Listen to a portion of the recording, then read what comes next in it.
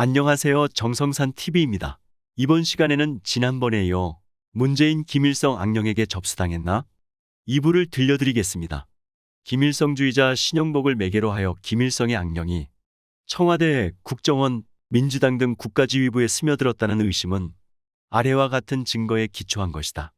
김일성주의자 신영복을 사상가로 존경한다고 고백. 문재인 대통령은 2018년 초 김일성의 손녀 김여정 일행이 청와대를 방문했을 때 김일성주의자 신영복의 서화 앞에서 기념 촬영을 했고 각 비서관실에 신영복이 쓴 충풍추상 액자를 선물에 걸도록 했다. 2012년 대선 당시 문재인 후보의 사람이 먼저다 슬로건은 신영복 글씨체다. 현재 문재인 대통령의 청와대 관저에 걸려 있다고 알려진 민주주의 최후의 보루는 깨어있는 시민에 조직된 힘입니다. 노무현 전 대통령의 어록 족자도 신영복의 글씨이다. 문재인 대통령은 2018년 2월 9일 평창 동계올림픽 리셉션 연설에서 이렇게 말하였다. 제가 존경하는 한국의 사상가 신영복 선생은 겨울철 옆 사람의 체온으로 추위를 이겨나가는 것을 정겹게 일컬어 원시적 우정이라 했습니다. 오늘 세계 각지에서 모인 우리들의 우정이 강원도의 추위 속에서 더욱 굳건해지리라 믿습니다. 국정원 원운석의 신영복 글씨체. 국정원은 지난 6월 4일 문재인 대통령이 참석한 가운데 원운석 제막식을 열고 국가와 국민을 위한 한없는 충성과 헌신이라는 새 원운을 공개했다. 국정원 최초의 원운은 우리는 음지에서 일하고 양지를 지향한다. 미국 CIA는 진리가 너희를 자유케 하리라와 익명을 위한 열정, 패션 폴 에너미티 이 원운이다. 이 원운은 국정원의 정통성과 정체성에 대한 반역이다. 원운석에 새겨진 글의 서체가 1968년 북한노동당의 남쪽 지부에 해당하는 통일혁명당 사건으로 기소돼 20년간 복역했고 출소 후에도 김일성주의를 벌였다는 증거를 남긴 적이 없는 신영복 글씨체이기 때문이다. 그 수사는 국정원의 전신 중앙정보부가 했다. 국정원의 영혼, 즉 신념체계 속으로 김일성 악령이 스며들었음을 알리는 상징적 사건이다. 더불어민주당과 신영복. 더불어민주당 장명 신영복이 했다 자랑. 문재인 씨는 2017년 1월 15일 신영복 일주기 추도식에 참석. 이렇게 털어놓았다. 신 선생은 더불어민주당의 더불어라는 당명을 주고 가셨다. 선생의 더불어 숲에서 온 말이다. 여럿이 더불어 함께하면 강하고 세상을 바꿀 수 있다. 많은 촛불이 모이니 세상을 바꾸는 도도한 힘이 됐다. 촛불과 함께 더불어 정권을 교체하고 내년 2주기 추도식 때는 선생이 강조하신 더불어 숲이 이루어지고 있다고 자랑스럽게 보고드릴 수 있도록 하겠다. 더불어민주당의 더불어는 김일성 회고록 세기와 더불어를 연상시킨다. 북한의 신영복 구출 공작. 문재인 대통령이 존경하는 사상가로 꼽은 신영복은 통일혁명당 사건으로 무기징역을 선고받았다. 신 씨가 복역 중이던 1978년에 남베트남 패망 때 미처 탈출하지 못하고 사이공에 억류되어 형무소에 수감되어 있던 3명의 우리 외교관을 두고 남북한이 비밀 협상을 한 적이 있다.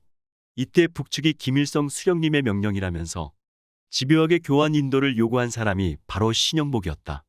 이 사실은 2016년 외교부가 베트남 억류공관원 석방교섭 회담, 뉴델리 3자 회담의 외교문서처를 비밀에 제하면서 밝혀졌다. 그는 복역한 지 20년 만인 1988년 8월 14일 광복절 특별 가석방으로 출소했다. 제주 4.3 사건 연설, 김일성 세력의 무장폭동을 미화, 군경을 국가폭력으로 매도. 문재인의 역사관은 대한민국의 정통성을 부정하고 오히려 김일성 세력을 민족 정통성의 챔피언으로 보는 게 아닌가 의심을 불러일으킨다. 국가 정통성은 국가의 영혼인데 김일성 악령이 가장 먼저 노리는 분야일 것이다. 수족이나 정신은 망가져도 고쳤을 수 있지만 영혼이 망가진 존재는 구제불능이다.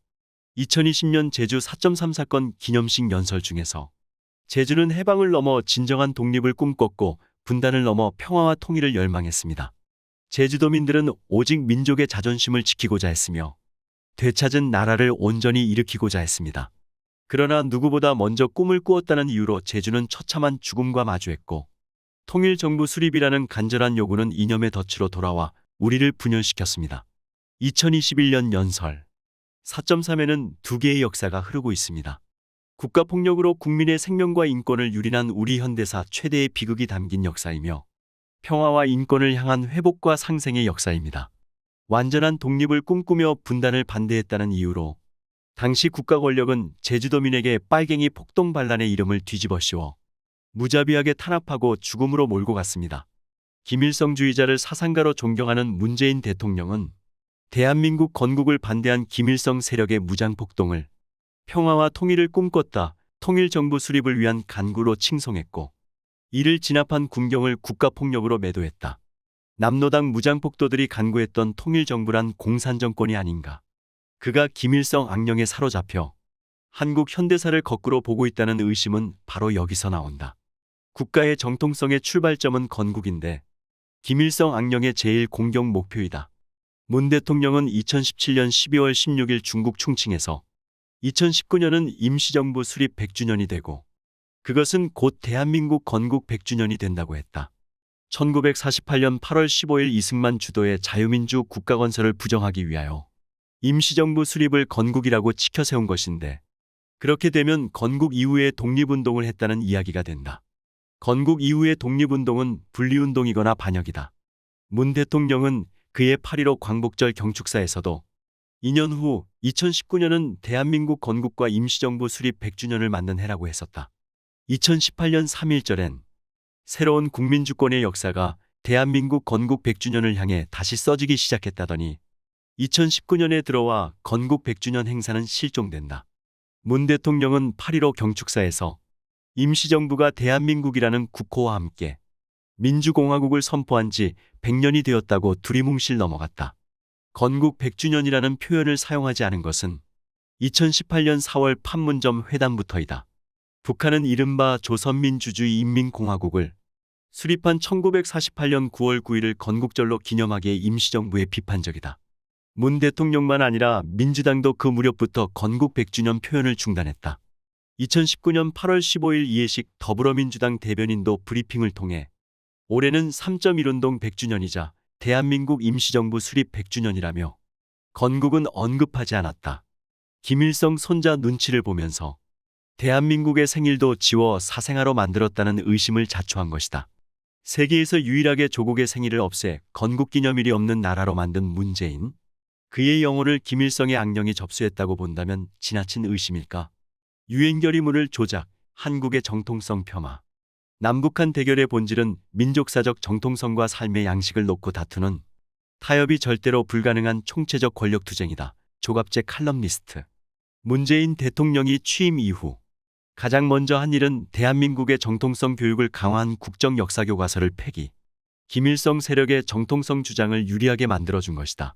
2017년 5월 12일 윤영찬 국민소통수석은 이렇게 설명했다. 대통령은 상식과 정의를 바로 세우는 차원에서 역사교육 정상화를 위한 국정역사교과서 폐지를 지시했습니다. 국정역사교과서는 구시대적인 획일적 역사교육과 국민을 분열시키는 편가르기, 교육의 상징으로 이를 폐지하는 것은 더 이상 역사교육이 정치적 논리에 의해 이용되지 않아야 한다는 대통령의 확고한 의지를 보인 것입니다. 그는 사실에 부합하고 긍정적인 국가관을 국민분열로 규정했다. 국민분열을 중요한 집권 전략으로 구사하는 계급 투쟁론자들의 전형적 반어법이다. 문 대통령은 이어서 대한민국의 정통성을 부정하기 위하여 유엔 결의문 해석까지 조작한 학자를 중용한다. 1948년 12월 유엔 총회가 공정한 선거로 출범한 대한민국 정부는 한반도의 유일한 합법정부라고 인정하는 결의를 했는데 이는 대한민국 수립의 민주적 정당성을 국제사회가 공인한 역사적 문서였다.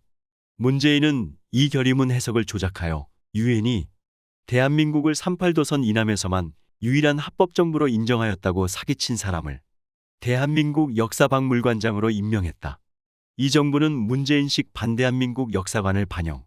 2020년부터 사용되는 중고교 역사교과서에서 자유민주주의와 한반도의 유일 합법정부 표현을 쓰지 못하게 하였다. 다른 정황과 종합하면 이는 김일성 세력을 한반도의 정통 세력으로 조작하기 위한 공문서 변조로 의심된다. 1965년 일본은 한일 기본조약에서 유엔 결의문을 인용, 한국을 한반도의 유일한 합법정부로 인정했었다. 문재인의 유엔 총회 결의문 조작은 일본으로 하여금 한국 정부의 유일합법성을 부정할 수 있게 만드는 매국적 자해행위다. 남침을 내전으로 호도. 그는 2017년 유엔 총회 연설에서 김일성의 남침을 내전이라 비호했다. 나는 전쟁 중에 피란지에서 태어났습니다. 내전이면서 국제전이기도 했던 그 전쟁은 수많은 사람들의 삶을 파괴했습니다. 잠시 피란한다고만 생각했던 내 아버지는 끝내 고향에 돌아가지 못한 채 세상을 떠났습니다. 나 자신이 전쟁이 유린한 인권의 피해자인 이산가족입니다. 그 전쟁은 아직 완전히 끝나지 않았습니다. 6.25 내전설은 남침 책임론을 희석시키는 좌익들의 오랜 술책이다. 문 대통령은 아버지가 공산합제를 피해 자유를 찾아 월남했다는 말은 끝내 하지 않았다. 문재인 대통령이 추진하는 종전선언엔 전쟁 범죄자 김일성 세력에 대한 책임 추궁이 없다. 남침에 대한 사과 배상 및 책임자 문책과 국군포로 송환, 그리고 핵폐기도 조건으로 붙이지 않았다. 김일성 세력에 면죄부를 주고 그들이 종전선언을 악용, 유엔군 사령부 해체, 주한미군 철수, 한미동맹 해체 선동을 쉽게 할 수 있도록 조국의 마지막 해코지를 하고 나가겠다는 의도로 해석된다. 김정일이 죽었을 땐 조의, 김정일이 죽이려던 전두환 별세 땐 외면. 청와대는 지난 11월 23일 전두환 전 대통령의 별세쯤 끝내 역사의 진실을 밝히지 않고 진정성 있는 사과가 없었던 점에 대해서 유감을 표한다면서 청와대 차원의 조화와 조문 계획은 없다고 전했다. 문 대통령은 그러나 노무현 재단 이사장 시절이던 2011년 12월 19일 민족반역자 김정일이 사망하자 북한의 조문단을 파견해야 한다고 주장했던 전력이 있다. 김정일 사망 다음 날 10월 4일 남북회담을 이끌었던 노무현 정부의 통일외교안보 분야 장 차관 및 보좌관들은 노무현 재단에 모여 긴급 간담회를 열고 보도자료를 통해 조의문 발표와 정부 차원의 조문단 파견을 요구했었다. 노무현 재단 이사장 문재인 명의로 발표된 조의문은 김정일 국방위원장의 급서 소식에 유가족과 북한 동포들에게 심심한 애도의 뜻을 표한다. 비록 정세 변화와 여러 가지 어려움으로 10월 4일 남북정상선언이 이행되지 못하고 있으나 이 선언의 실천을 통해 평화와 공동번영의 한반도를 실현하는 것이 고인의 뜻이라고 생각한다고 밝혔었다. 이명박 정부는 조의문은 북한에 정중하게 전달하겠으나 조문단 파견은 허용할 수 없다는 입장을 알렸다. 김정일은 1983년 10월 암살단을 미얀마로 보내 아웅산 요소에 설치한 원격조종 폭탄을 터뜨려 17명의 장 차관급 엘리트를 죽였다. 전두환 대통령은 늦게 출발하여 살았다. 서울올림픽 유치로 김일성을 코너로 몬 전두환에 대한 악감정과 김일성 아들에 대한 애틋한 마음, 이는 심리를 지배하는 영혼의 문제일 것이다. 이상 정성산TV 마치겠습니다. 정선상TV 좋아요, 구독, 알림 설정은 큰 힘이 됩니다. 시청해주셔서 감사합니다.